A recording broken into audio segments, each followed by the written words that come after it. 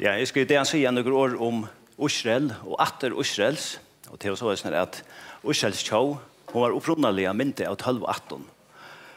Og til 18 år var det så, til omboa så tar 12 sinner til Jakob, patriarken, eller atterferien, og det skal jeg si noen år om i det.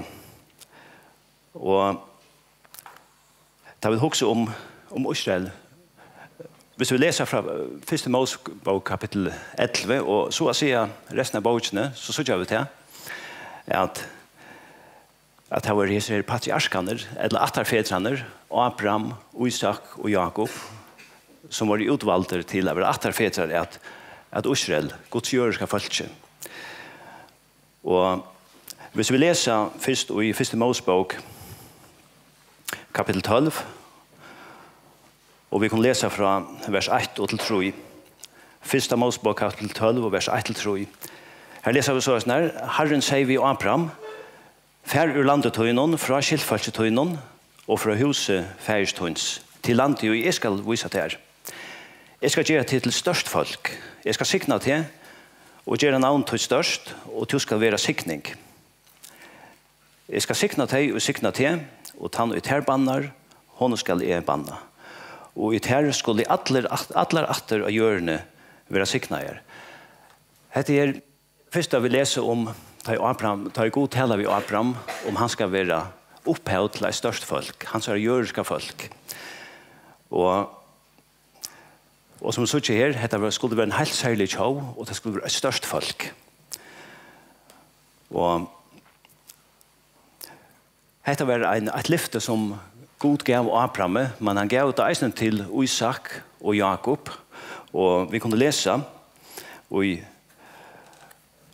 mellan i 4. krønikebok, kapittel 16 og vers 18.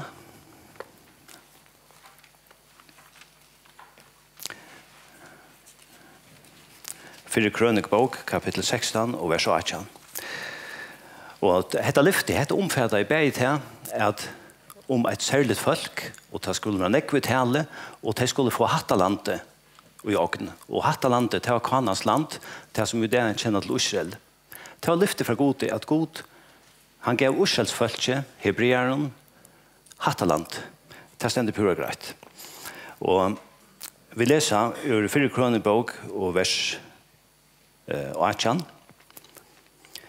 Og her sier her vil hessen dæveren Hilden ta i tempelet ble, eller Ørsken, da var flott i Ørskene inne i Jerusalem. Og lesa i vers 18, ta i han, altså God sier, ter gjev vi Kanans land, og dette er det som han sier vi Abraham, ta i det ikke var annet enn av lydel flokker og fremmant her, og ferast fra en falske til anna, ur en og rujtje i anna, og let han, altså God, om kan slippe gjøre til mein, han straffa i konger for tørre skuld. Og nemi ikke salva av mine, gjør ikke profeten mine mein. Og når det samme leser vi i Salme 105 og vers 18. Vers 8, Salme 105.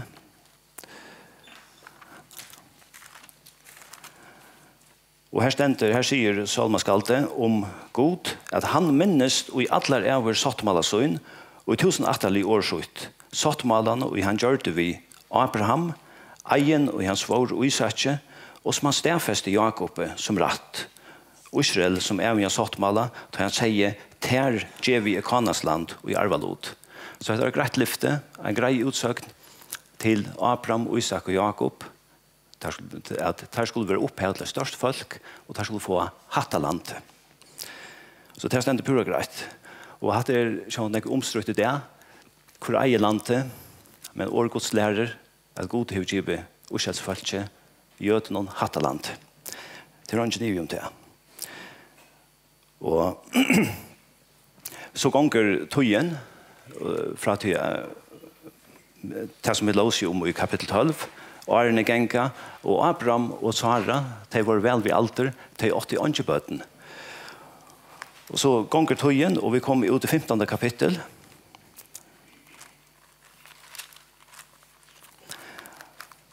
Og her leser vi fra vers 1 til 6. Ja, når etter dette kom Herrens til Abraham og gjenisjon. Han sier, «Øttast ikke Abraham, jeg i kjøldetøyen, løntøyen skal være ekkelig stor. Men Abraham svarer, Herre, hva at du har givet mer? Jeg ferdig og bandløse borster, og hesen Eliezer ur Damaskus skal arve husmøyt. Og Abraham leier til at du jo ikke avkom givet mer, og en tjenere som fødder i husmøynen kommer arve med. Men ta kom Herrens til hans herre. Han sier, nei, han skal ikke arve til. Ein og kommer ut ur den egna løyve, han skal arve til. Så får han ut vid honom og sier, hikk må opp mot i himmelen, og vit om du kan telja stjøtten der. Og han sier vi han, såleis skal jeg kom tøyt vera. Og Abraham troe Herren, og han råkna i honom til rattvise. Her enterteker god lyfte til Abraham, om han ser avkom. Han gjør han et lyfte, og det var enterteker. Og så kjer Abraham sier, ja, men jeg er jo ikke bøten, og vi er vel ved alter. Men han fer et lyfte ur til den egna løyve, skal et avkom komme. Og så leser vi til hentan setningen her, som en virkelig meningsregler i året gods, og en sikna av sannleitje. Hetta så leser om i vers 6, og Abraham tro i Herren, og han råkna i hånden til rattvise. Altså en meningsregler som gonger gjennom alt året gods, at han som tror Herren, hon vil råkna til rattvise. Herren Jesus sier i Johannes evangelium kapitel 5 og vers 24, sannelig sier til hon, han i høyre år mot og tror honom og sendte meg, hever av et liv og kommer ikke til dom, men er ferdig over fra deia til liv. Og tog vil Abraham eisen kallar for troarfæren i året gods. Han tror i Herren og han råkner en til rattvis. Og så gonger togjen, og vi sitter i første Mosebok kapitel 16, tar Abraham 46 år, tar for han en son vid trellkvinne i Hagar, og han får navn i Ishmael. Og vi kunne lese i kapitel 16, og fra vers 15 til 19. Og her er det atter god, han tog seg ved Abraham, og her sier vi i kapitel 16 og vers 15, framvis seg god ved Abraham, Sarai, konetøyne skal du ikke langer kalla Sarai, Sara skal være navn hennara, jeg skal sikne henne, og jeg skal eisen gjøre tasjon ved henne, ja, jeg skal sikne henne, og hun skal være til folkeslø, konger i folkesløven skulle komme av henne. Ta fatt Abraham og anlitt sutt og leie, og han sier i hjertasøynen, skal en 100 år gammel medover, en 100 år gammel få bøten, og skal Sara som 50 år eie.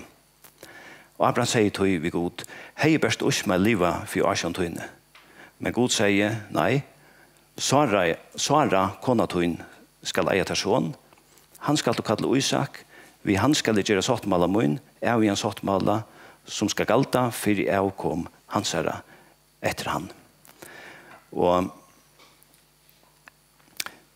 så ikke her at Abraham, han opplevd dette, han finnkjent av sonen Ishmael, og han myntest lyfte fra gode, og han sier, hei, bare Ishmael livet for Asjan tøyne, hei, han bare fyllt her.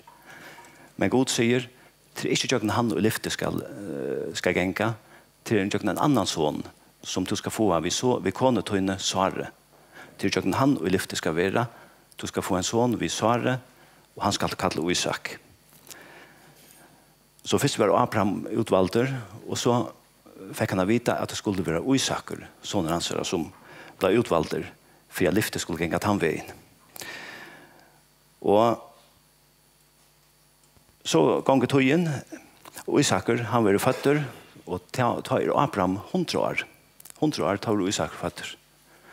Og han vekser til, og som voksen med over så giftes han ved Rebekka, og de får 2 syner, Esau og Jakob. Esau var den eldre, og Jakob den yngre.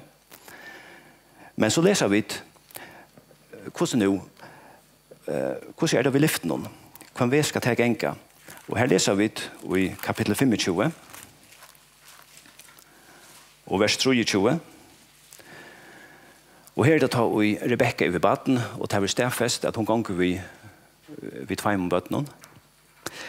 Og her sier God vi Rebekka, og i 1. Mosebok kapitel 25 og vers 23, Herren sverre i henne, 2 folkeslø i løyvetøynen, ur fengetøynen skulle 2 folk skilja sunter, Anna skal være sterskere enn Anna, den eldre skal tjene til yngre. Så at det her får en utvelging fram, at det Jakob som skal være den fremre til han og i lyftet skal fære i jøkkenen. Så her er det som utvelgingen kom på plass. Først var det Abraham som var utvalder, og så var det Isaker som ble utvalder fram om hina skiner og Abrahams. Vi leser han i flere, om fram til Israel og Ismael så er han flere. Og så, i middelen Esau og Jakob, så var det Jakob til at han veien skulle genka. Og vi leser videre at som tar veksa til, hese bare brødrene, Esau og Jakob, så leser vi at Isaker har bedre ved Esau, men Rebekka, mamman, hun har bedre ved Jakob. Og da kom til at det skulle være sikneier, at Isak skulle gjøre sikning videre, så var det så at Rebekka, sammen med Jakob i sinnen, lumpa i Isak, mannen, til å gjøre Jakob i sikningene, som var atle Esau, som Isaker er atle Esau. Og tog lei Esau oppra om å drepa Jakob, og han nøydes der røyma. Til Esau sier, jeg kjøtt for jeg vil halda sorg etter pappa, og så skal det gjøre av Jakob. Og dette finner bare Rebekka og Jakob av vita, og tog rymte Jakob til Batja Rebekka, som er Laban, og han bor jo i Karan, og Karan, det ligger i norra parten av tog som det er kjennet som Syria, staten Syria, eller i Mesopotamia. Mesopotamia til området som er i midtelen, og Einar, Eufrat og Tigris. Det er store Einar som renner her i Miestre. Her ute i norra parten, eller til den norra parten her rundt Jakob, til Mambajasun, Laban. Og her leser vi at han giftes vi 2 kvinnor, det var systrar, og det var døter til Laban. Det var hans søsnabød.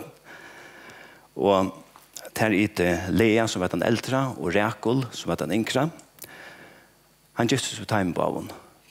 Og vi leser at her hadde kursen av 3 kvinner. Lea er en som er Silpa, og Rekul er en som er Bila. Og Jakob, vi leser at Jakob han fikk bøten ved 4. Så dette var en rettelig sammansett familie, må man si.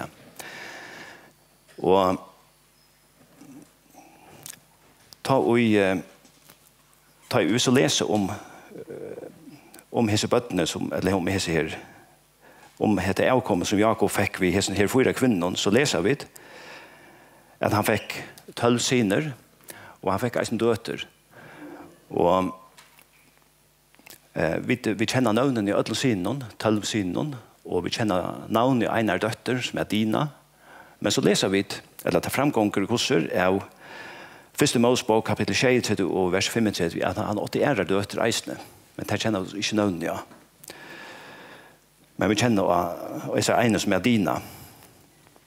Og i kapitel 29, i 1. Mosebok, 30 og 35, her leser vi om 12 synene til Jakob som han fikk.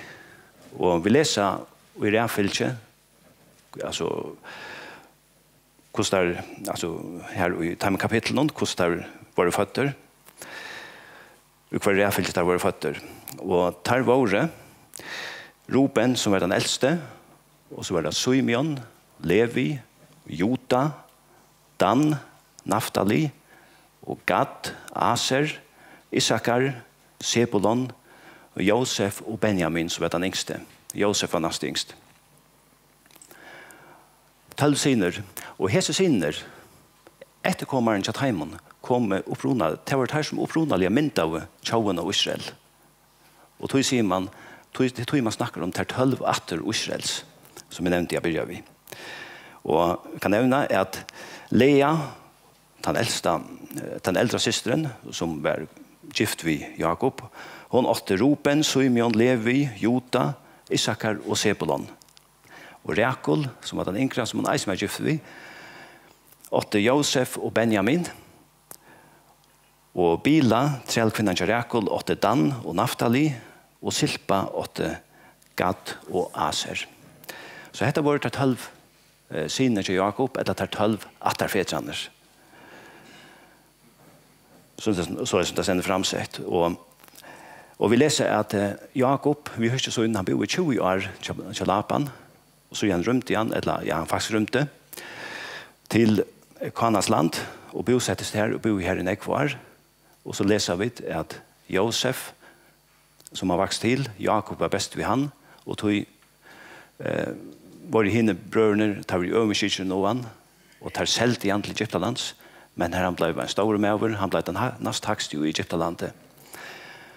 Og det enda vi tog at Jakob i Øtlandsund huske, han flyttet til Egyptaland.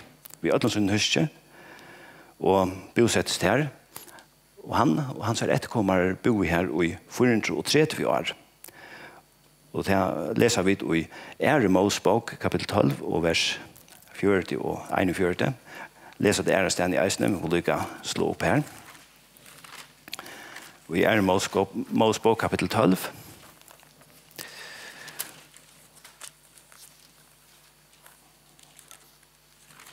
Og vers 40 og 41. Og her stender i samband med utferdene, borteferdene til Israels folk i Egyptalandet, at tøyen og Israels menn hadde bo i Egyptalandet hver 430 år. Just han dagen.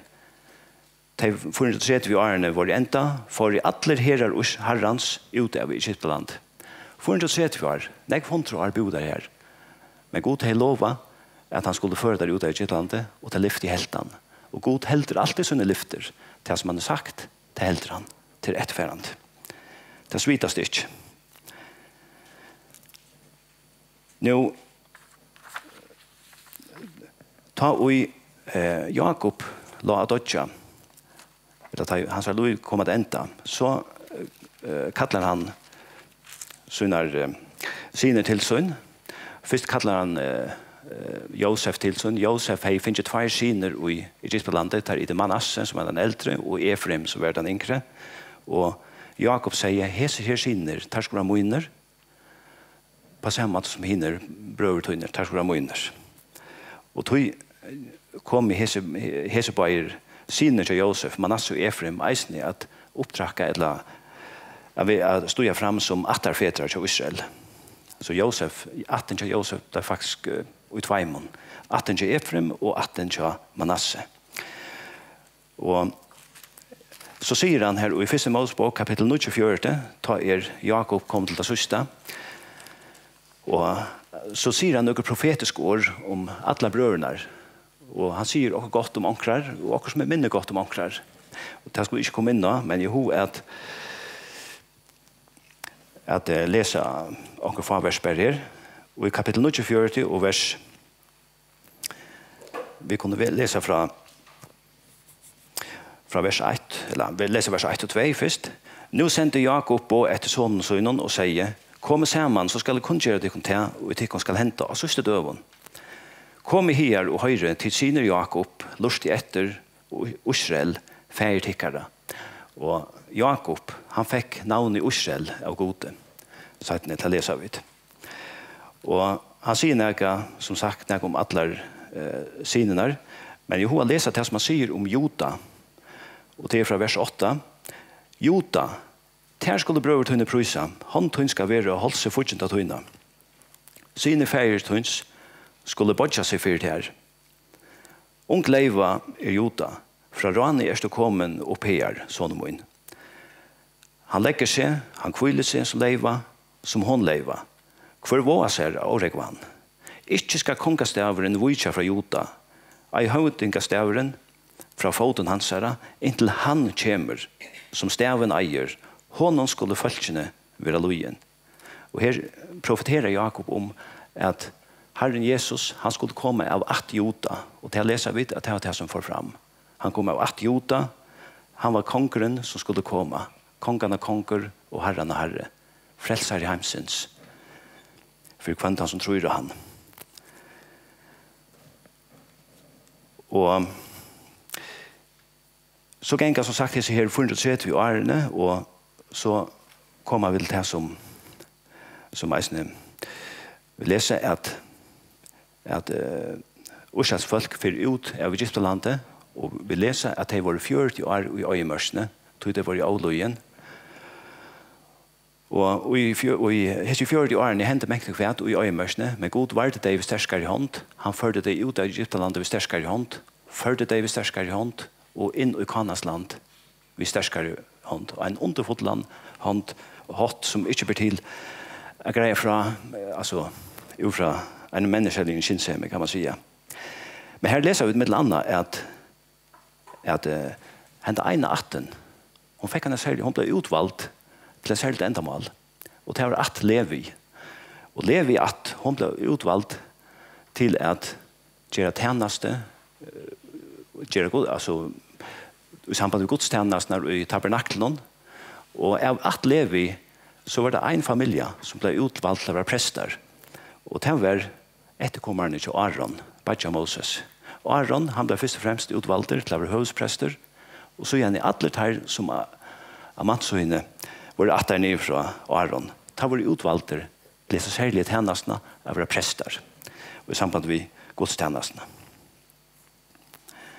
Så leser vi at Ursels folk, at når feres i øyemørsene i 40 år, så ferer der inn i landet, tvers Jordan ånda, men vi leser at det var 2,5 att som yngst til å bosette seg i Estanfyr Jordan. Og vi tog i øyene som vi det kjenner som her som staten Jordan ligger. Her yngste at Rubens og at Gads og halv at Manasse er bosette seg. Og med resten får de rom og bosette seg her. Og så leser vi at Levi fikk ikke nærkere landslod som så, men der fikk 48 bojer, hinner at der fikk først en landspars, kan man sige. Men ikke at Levi, der fikk 48 bojer. Det er så det sier, god fyreskipet. Og i tog inn i 18 år at jeg kom inn, så var Ursels folk lett av domaren, det første nekk vi 100 årene, og så kom Ursels folk til at jeg sier til ja, men alle andre folk rundt om åkne var kong, vi skulle eisne være kong. Og den første salva i kongren, og Ursel, det var Saul. Og at han kom så David, og at han kom soner David, Salomo, og det rådde i 40 år parst. Og årsaken er at Salomo vendte seg til avgodar, så jeg gjør det godt at byta Ursel sonder i helt. En av några helt, eller en några parst, og en sånnare parst. Og sånnare parsten var myndet av 2,18, at Joda først og fremst, og Benjamin. Og så var det nægre levitter som bor her, til å få ta våre spjatter rundt omkring i Israel. Så i høvsheten var det så det sa ut, og resten, ta några parster til, og så resten hinner 18 her. Så fra å ta av kordeluka som Ursels tjov i Tveimon, 2 stater, kunne man si. 2 kongerrydg. Og hvis man leser om det antallige gongtene i Ursel, så gikk det stutt ned etter Abakka, og særlig ut i norra parsten. Og det gjør det så til at fyrlasettene så sier så måtte enda gale, og det var eisen til som vi leser at God gjør det. Han sier, nå syndamalet til Israel fullt. Nå går det ikke hette langer. Og tog ble tanårere til folkene som bor ut, tannparsteren av Israel som bor ut i norra parsten, de var flott borster i år 22 for Krist av Assyreren, som kom og inntog landet. Og lei 120 år settene, alderskiftet 600-500 for Krist, da jeg sier 22 så det 24 Kristus. En 100-120 år settene, da hendte det samme for sånne her rydde, og det var alderskiftet 600-500, da så jeg her, den her legningen, hun får fram i trimparsten. Den første begynte jeg ta, og den sørste endelig at det var i 506 for Kristus. Og alt dette tog at Israel har valgt å vente gode bætje. Og her det så i utleggt i 70 år, Og så kommer de atter, og til leser vi, så blir en pastor, en leivt, vi leiter atter til Kanans land, til Israel, Israels land. Og til leser vi om i Esra og Nehemias, at en leivt leivt kommer atter, og det meste av teimen, det var folk som var atter fra Juda og kanskje Lodus av Benjamin, og nekre at leve i eisene. Og her leser vi så at murer rundt om Jerusalem og tempelet vil endreist. Og hese følgene, det vi var så byggvant her, etterkommeren til Taimon, fram til år 70 etter Kristus. Og i middelen her leser vi det så til som vi så ikke i evangelien, Herren Jesus vil føtter og virker og lever her i 33 år, og han dør av krossen for synder heimsins, for synder tøynar og munnar, så som det fra opphavet var boa i åregods, at han skulle komme, frelseren skulle komme, og han skulle dødja for synder alls heimsins, og takka synderne borster, det var det som hendte da i hesten her tøyarskeiene. Men vi leser at han var ikke fakna over Israelsfølge, han ble vrek over, og 40 år settene om deg, eller knappt ja, og i år 70 tar jeg romverdier innras i landet og flytta med en parten av Israels følge som tar bo i Israel. Det var med en parten flott borster. Og Israel faktisk ikke kommet for seg som tjau søgjane.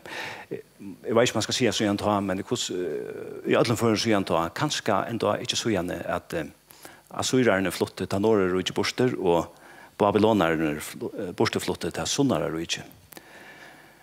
Og så gikk han ikke 100 år. Dette som hendte, dette 2000 år siden. Så gikk han ikke 100 år, og om alderskiftet, kanskje søst og i 19. øld, 20. øld, da blir det han ble stor tilflytting av jøten affære atter til Israel. Og så det ST avgjør at staten Israel skal være sett av stånd, og det hendte i 1948. Og da var en pastor, da ble en pastor av det profetiske årene om Israel i fremtiden. Da ble det oppfylt, men ikke alt. Det imest etter som skal være oppfylt, det snur ikke om Israel. Og så kan man spørre, hese 12-18, hvordan våre vittamon? Det blivna borster? Det hørner? Eller hvordan våre? Og her alltid, vi må halda oss til det som stendig skriver i åregods. Hvis vi skulle se at ut fra en menneskjælling sånn meg, så var det ikke at hoksa, ja, men altså, det sikkert oppløst der mer eller mindre i heimses folken. Men hvis vi hittar i middelandet i Apostlasøene, kapitel 26, her i Paulus hever sina verrerøver for i Agrippa-konje. Her leser vi at i kapitel 26 og vers 6 og 7, her sier Paulus, og nå stand de her og skal være dømte for vånene om lyfte og av gode i givet fetrenom, og som hinner 12 atter okkara våna å vinne fram til. Tog tjene det gode utan uhalt, nått og det. For hesa vån konkurren vil eklever av jødenen. Så Paulus sier, han råknar vi til 12-18. Som han sier, det er tjene gode, nått og det, det er sutja fram i måte til enderløsherren, Messias, eller Kristus, som god, og gjør noen profetene, gjør alt gamle testamentet hever lova. Det er sutja fram i måte jesner, og tog sier Paulus, at det tjener gode, nått og det, det er sutja fram i måte jesner. Men tog verre, så det blind, for største parten, det blind for Jesus, at Messias, Kristus, han hever langt være som den lojande Messias. Da han kom her og lei og døye for Sinterheimsens. Og som vi leser om i Johannes evangelium kapitel 1 og vers 11 og vers 12, at han tar sender om Herren Jesus, at han kom til sitt egna, men hans egna tok ikke mot i honom. Men så stender vi gjøre at menn så mange som tok i mot i honom, gav han mått av bøtten Guds, taimon og trykva av navn hans herre. Men det tok ikke mot til honom. Ta. Hvordan det så vi fremtøyene? Vår Guds sier et og annet om Israel. God har ikke vreka tjauven og Israel. Slett ikke. Han hever en atlan ved taimon. Det så ikke vi tydelig i vår Guds. Og let oss lese og i åpenberingsene kapittel 6. Vår Guds lærer okken at ta i Herren Jesus kommer atter, han kommer nye i skutsjene, og han skal ritja ødel okken som har sett okker anlede han som okker personlig herre og frelsere. Han skal ritja okken opp i luftene. Og det har vi kallet for borsteristingen. Og atna ta kommer en stor og ekvislig trångt av hjørene, som for å være i tjej år, og her derfor er det særlig hardt for Israel. Og i åpenberingsene tjej, her leser vi om nekre personer her. Og dette ta i trångten byrja. Dette profetisk skrivet i Johannes apostle. Ta trångten byrja. Og her leser vi fra vers 3. Her stender, og la meg lukka sia, her stender, skæje kvars i hjørna her vi etter trøyene. Vi får lese at i trångtene for å være nekre ekvislige vannlokker, naturvannlokker kunne ta seg ut til, med etter revsingar som sendt fra gode. Men så stender det i vers 3 at en angel sier, skæje kvars i hjørna her vi etter trøyene, for vi tar innsikla tænarer gods okkara, av pannon tarra. Jeg hørte tale hinna innsikla av, 144.000 innsikla av 18 Israelsmanna. Av 8 Jota, 12.000 innsikla av 8 Rubens, 12.000 av 8 Gads, 12.000, og så framvegis, her nevner han 12.000 av kvarjar i 8. Og vi skal lukka legge mest til her at 18 Dan og 18 Efrim ikke nevnt her av en lærer årsøk, og det imska meningar om det, det skal ikke komme inn nå, men det altså ikke nevnt her. Men her det her det så sånn at Josefs og at Manasse det var nevnt der. Og vi vet at Manasse var soner Josef, så at det var nevnt ut Tveimann i stedet 4. Og vi så ikke videre i kapittel 14, og her vil det skrive om somme personer, om hesar tænare gods. Og til fra vers 1-5, her så jeg vet, at jeg fikk noe sånn lampe, og lampe til Herre Jesus. Jeg fikk noe sånn lampe stand av Sions fjallet, og vi tog 144.000, som hadde navn Tess, og navn Færs Tess, skriv av pannene. Jeg hørte ljau ur himmelen, som ljau mengre vattna, og som ljau av herrere tåre, ljau i hørte, vær som av hørspespilleren, og i spela av hørspesøynen. Teir sunko nødjan sång, for å ha sett noen, og for henne 4 verden, og henne eldste. Ongen kunne lære sången, utan henne 144.000, som kjepter fra hjørene. Hette teir, og ikke hava dolka seg over kvinnen, teir som modjar. Hette teir, og i fylgja lampen, hver så fer. Heser kjepter fra menneskene, frumgrover gods og lamsens. Og her sier jeg atter hva det stender skrive om hese tænare gods.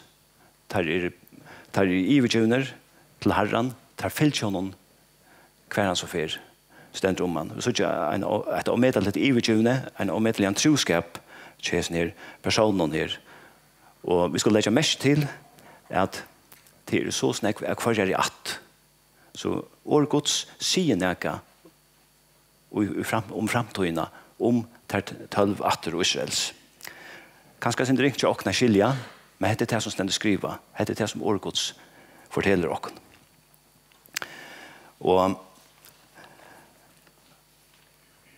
hvis vi husker om trångtene, så det så at vi leser i profeten Zakarias i kapittel 12 og vers 4 og kapittel 14 og i åpenberingsene 19 at Herren Jesus han skal komme atter som konger Israels, men tar ikke man nere hjørene, og han skal halda dom i folkeslå heimsens, og han skal sette tusener av rydtja stånd Her han skal være konger i Herren, konger Israels. Og let oss lese 3 vers ur Rombrevnen kapitel 11.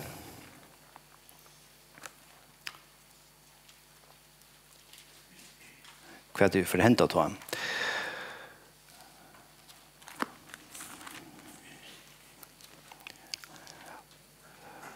Og hva for atlande god hever for vi som gjør skal følge. Her stender Rombrevnen kapitel 11. Her sier Paulus, og det er så det sier at Rombrevet 9:11 omhandla av en særlig nåt Israel, av en særlig nåt. Men her i kapitel 11, vers 25, her stender, «Tog jeg vil ikke brøver at de skulle være avvidende om hette løndramal, for at hit skulle jeg ikke halda deg selv være klokere. Jeg forhering kommet i en parst av Israel, lykke inntil hetningene kommet inn i fotlen tale. Så skal alt Israel være frelst, som skriver ur Sion skal frelseren komme. Han skal få bort godløse fra Jakob. Og ta i tar ikke bort syndeterra, dette sattmål må vi ta. Så dette er det som Orgos sier om Israel i fremtiden. Da skulle de alle være frelst, de som tar fagne hånden i trygg. Og i Esekiel kapitel 48, her leser vi om hvordan det er vi selv om staten Israel, til områdene som vi det kjenner som Israel. Det vil si middel Middelhavet og Orna Jordan.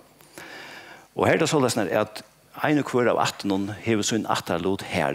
Det var andre som bor i resten for Jordan, men bare i hesten her områdene, som er middel Middelhavet og Jordan Onna. God hever ikke glemt sitt jødiske folk. God hever en atlan i fremtiden for deg.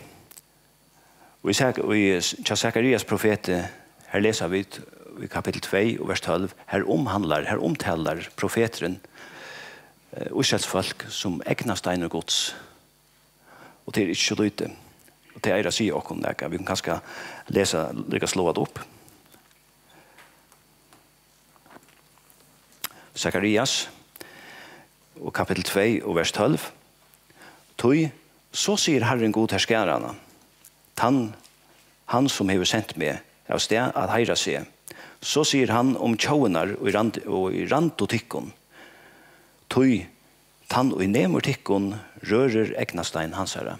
Så dura barst Israels folk i for gode. Det er det som stender her. Så dura barst Israels menn, hebreerar, så dura ber teir og i egen gods. 12 atter, som det spjattar om Atlanheim, nekrar samlet sammen i Israel, og det flere millioner som kommet atter til Israels og blir bare mer og mer. Og det er kanskje ringt å skilja, men god er jo ikke glemt et lavreka sitt jødiske folk.